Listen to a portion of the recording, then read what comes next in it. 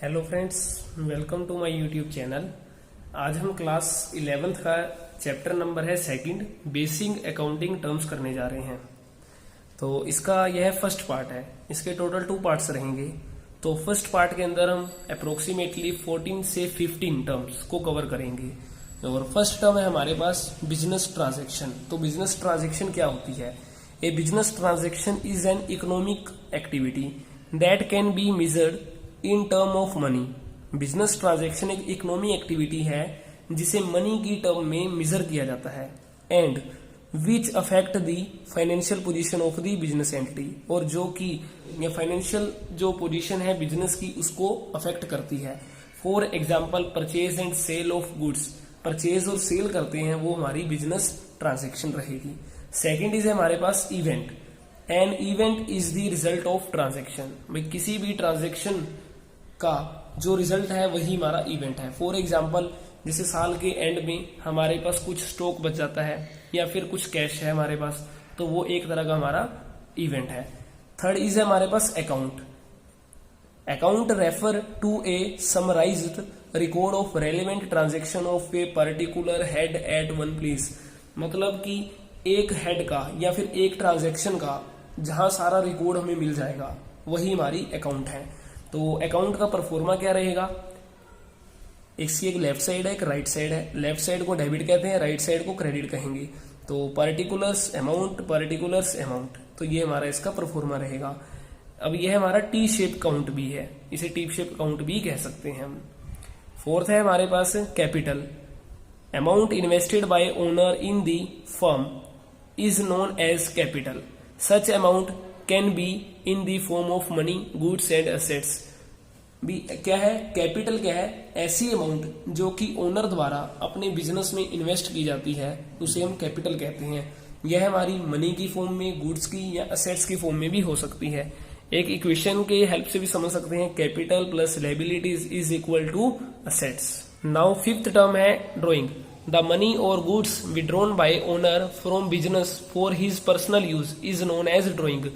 कोई भी मतलब मनी या गुड्स है प्रोपराइटर या ओनर ने अपने बिजनेस से अपने पर्सनल यूज के लिए निकाला है तो उसको हम ड्राइंग कहेंगे। फॉर एग्जांपल अगर आपका बिजनेस किसी चीज का है, अगर आप अपने बिजनेस में से कुछ मटेरियल या कुछ गुड्स निकाल रहे हैं अपने यूज के लिए, ठीक है, तो उसे हम ड्राइंग कहेंगे। तो हमारे पास 6 है इसकी लायबिलिटीज। तो लायबिलिटीज क्या होती है? It refer to the amount which the firm owes to outsider. मतलब ऐसी अमाउंट जो कि फर्म ने पेड करनी है आउटसाइडर को, वो लायबिलिटीज होती है। For example when a firm purchase goods on credit from Ram. भाई जब फर्म राम से उधार माल खरीदती है, the amount paid to Ram is liabilities. जो अमाउंट हमने राम को पे करनी है वो हमारे लिए लायबिलिटीज रहेगी। तो लायबिलिटीज को इक्वेशन से समझ सकते हैं, liabilities plus is equal assets minus capital. तो लायबिलिटीज में बी डिवाइडेड इनटू 2 पार्ट्स। तो इसे 2 पार्ट्स में डिवाइड किया जा सकता है। फर्स्ट इज हमारी internal and external liabilities, second है हमारी current and non current liabilities. तो फर्स्ट करते हैं हमारे पास इंटरनल एंड एक्सटर्नल लायबिलिटीज। तो इसका फर्स्ट है internal liabilities. All amount which a business entity has to pay to the owner. भी ऐसी अमाउंट जो कि ओनर को हमने पे करनी है, बिजनेस एंटिटी ने ओनर को पे करनी है, वो हमारे लिए क्या है? इंटरनल लायबिलिटीज है। It include capital and accumulated profits. Now हमारे पास है external liabilities. All amount which a business entity has to pay to outsider are known as external liabilities. It include creditor, bill payables, loan etcetera. Liabilities का second part है हमारे पास current and non current liabilities. First is current liabilities. Current liabilities refer to those liabilities which are to be paid in near future या normally with in 1 years. मतलब current liabilities refer करती है ऐसी liabilities को जो कि पे करनी है हमने नियर फ्यूचर में, मतलब विद इन 1 ईयर के अंदर हमने जो खर्च पे करना है, मतलब जो भी हमने पे करना है वो हमारे लिए करंट लायबिलिटीज है। फॉर एग्जांपल क्रेडिटर्स या बिल पेबल। बी है इसका नॉन करंट लायबिलिटीज।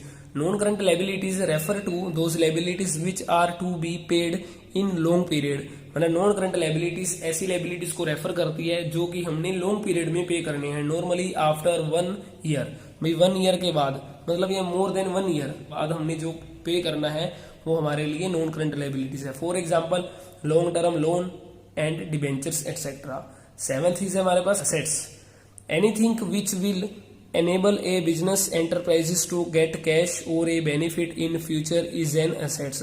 मतलब कि कोई भी चीज जो कि बिजनेस एंटरप्राइजेस को अनेबल बना रही है भी, जिससे उसे कैश मिल जाएगा या कोई फ्यूचर में उसे बेनिफिट मिल जाएगा, वो हमारे लिए एसेट है। फॉर एग्जांपल जैसे स्टॉक है, फर्नीचर है, स्टॉक को सोल्ड कर कर फर्म पैसा कमा सकता है, फर्नीचर को सोल्ड कर कर पैसा कमा सकता है, इस तरीके से। तो ये हमारे लिए एसेट है। Asset are divided on 3 basis. तो असेट्स के हमारे 3 बेसिस हो सकते हैं। फर्स्ट इज हमारे पास current assets, second is non current assets. Non current assets हमारे पास 2 तरह की रहेगी, tangible and intangible assets. Third is हमारे पास है नॉमिनल या फिर फिक्स्ड असेट्स। तो फर्स्ट है हमारे पास current assets. Current assets are those assets which are held for short period. भाई ऐसी असेट्स जिन्हें हम शॉर्ट पीरियड के लिए हेल्ड करते हैं, रखते हैं, and can be convert into cash with in 1 year, और जिन्हें हम 1 साल के अंदर कैश में कन्वर्ट कर देते हैं, वो हमारे लिए करंट असेट है।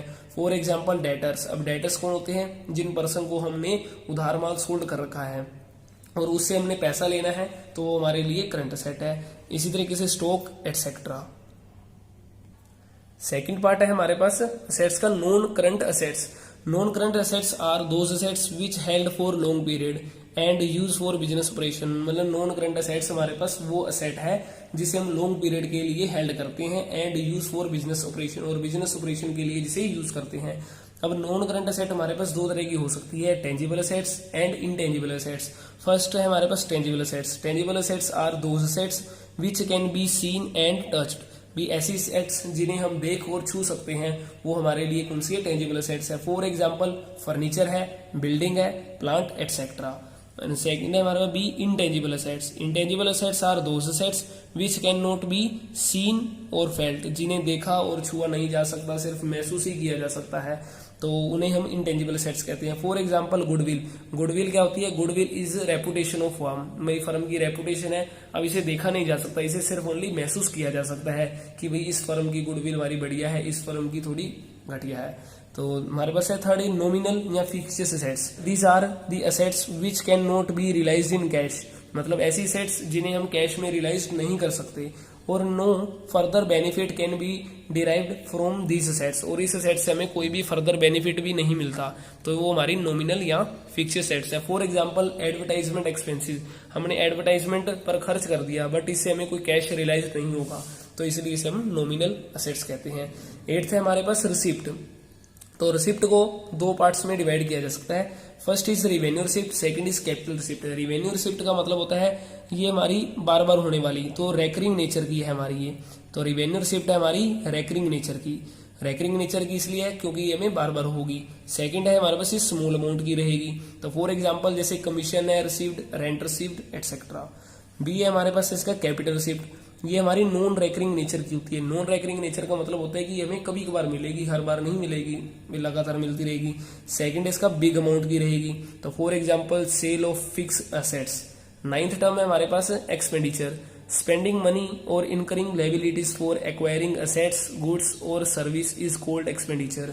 भाई कोई भी अगर मतलब है असेट्स को या गुड्स और सर्विस को एक्वायर करने के लिए जो हम खर्च पे करते हैं, ठीक है, उसे हम एक्सपेंडिचर कहते हैं। फॉर एग्जांपल अगर समझ लो हमने कोई मशीनरी परचेज करी है और मशीनरी के लिए हमने वेजेस पेड करा, तो वो हमारा एक्सपेंडिचर है।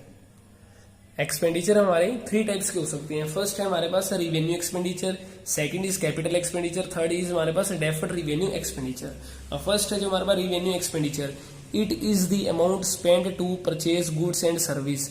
मतलब जो हम गुड्स और सर्विस को परचेज करने के लिए खर्च करते हैं, वो हमारे लिए रिवेन्यू एक्सपेंडिचर है। That are used during an accounting period, और जिनका हमने यूज करना है एक अकाउंटिंग पीरियड के लिए करना है, is called revenue expenditure. For example rent paid, wages paid etcetera.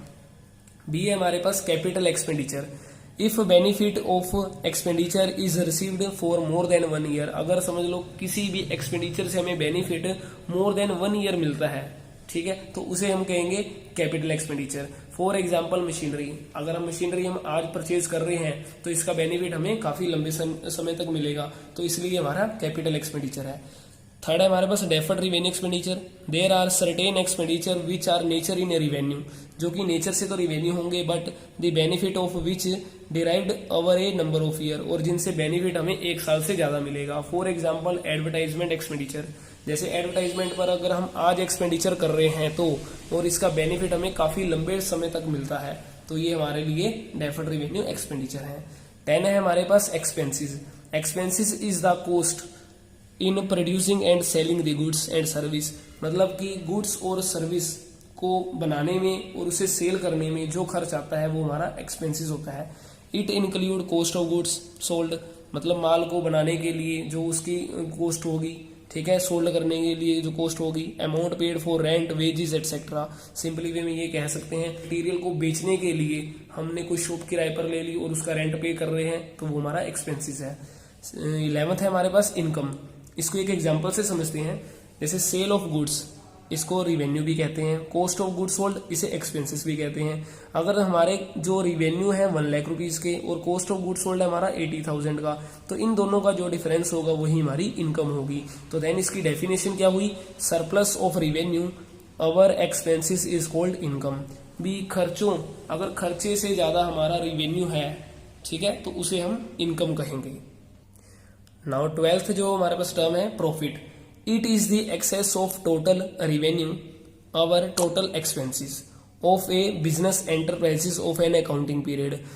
एक अकाउंटिंग पीरियड के अंदर भी टोटल रिवेन्यू अगर हमारे ज्यादा है टोटल एक्सपेंसिस से, तो उसे हम प्रॉफिट कहेंगे। फॉर एग्जांपल अगर हमारे पास टोटल रिवेन्यू 2 लाख के हैं, ठीक है, और टोटल एक्सपेंसेस हमारे पास 80,000 के हैं, तो देन 1,20,000 जो हमें होगा वो हमारा प्रॉफिट होगा।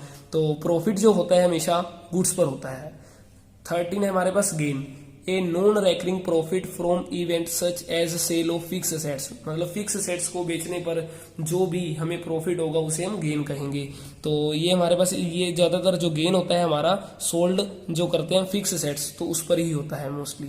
तो देन 14 टर्म है हमारे पास the term loss, 2 different meanings. First is है जो हमारे पास अगर टोटल एक्सपेंसेस हमारे ज्यादा है टोटल रिवेन्यू से, समझ लो अगर हमने रिवेन्यू का मतलब है सेल, अगर सेल हमने करी 80,000 रुपए की, 80,000 की, और खर्चा हमारा 1 लाख था, तो देन लॉस हमारा 20,000 रुपीज का रहेगा।